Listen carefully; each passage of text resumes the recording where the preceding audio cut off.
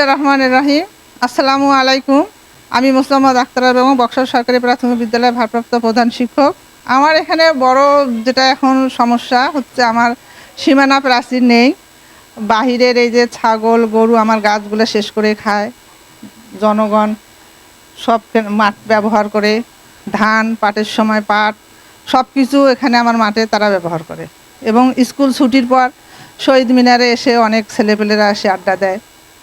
তারপরে আমার স্কুলের পাশে একটা বড় ক্যানেল আছে। ক্যানেলটা ছোট ছোট বাচ্চারা লেখাপড়ার জন্য এখানে আসে। বাচ্চারা খেলতে গেলে হয়তো পড়ে যাবে, এই ভয়ে আমরা শিক্ষকরা একটু যতক্ষণ ক্লাস থাকে ছোট ছোট বাচ্চারা ততক্ষণ আমাদের খেয়াল রাখতে হয়, এবং সেখানে আমরা সব শিক্ষক খেয়ালও করে থাকি। তো এইটা যদি আমার একটু হইতো, ক্যানেলটা যদি আমার একটু সংশোধন করা যাইতো বা একটু ভরাট হইতো, তাহলে আমার স্কুলের মাঠটা আরও সুন্দর হইতো, বাচ্চারা খেলতে পারতো।